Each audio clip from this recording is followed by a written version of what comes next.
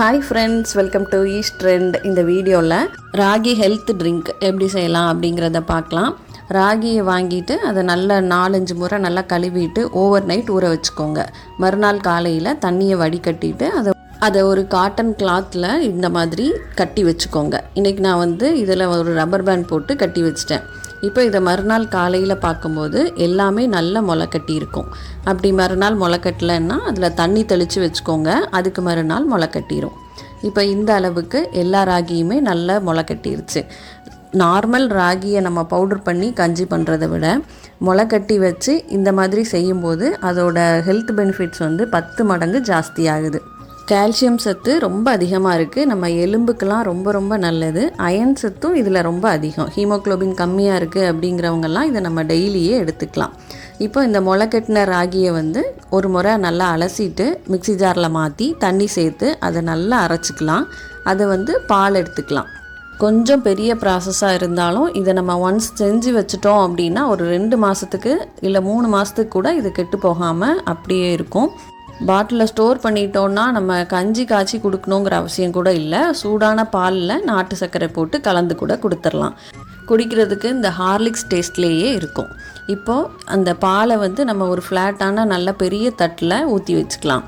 பாலை அதில் சேர்த்தோடனே ஒரு அரை மணி நேரம் கழித்து அது மேலே தண்ணி செட்டில் ஆயிரும். கீழே ராகி பால் செட்டில் ஆயிரும். அந்த மேலே உள்ள தண்ணி நமக்கு தேவையில்லை.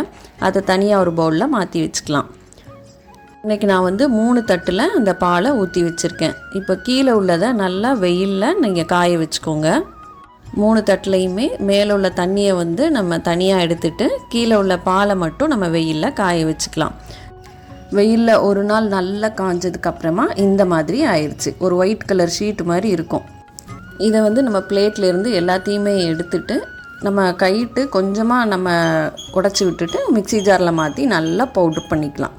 நல்லா பவுட்ரு பண்ணினதை ஒரு ஜல்லடையில் வச்சு இந்த மாதிரி நல்லா சலிச்சுக்கோங்க. அப்போ நம்மளுக்கு நல்லா ஃபைனாக பவுட்ரு கிடச்சிரும். இந்த அளவுக்கு நம்மளுக்கு ரெடி பண்ணி வச்சாச்சு.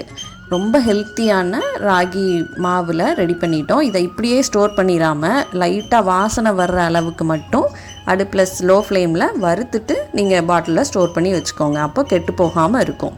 டெய்லி குழந்தைங்க ஸ்கூல்லேருந்து வந்ததுக்கப்புறமா கூட இதை நம்ம கொடுத்துடலாம். செய்கிறதுக்கும் நம்மளுக்கு ஈஸி, குழந்தைங்களுக்கும் ரொம்ப ஸ்ட்ரென்த்து, குடிக்கிறதுக்கும் ரொம்ப டேஸ்டியாக இருக்கும்.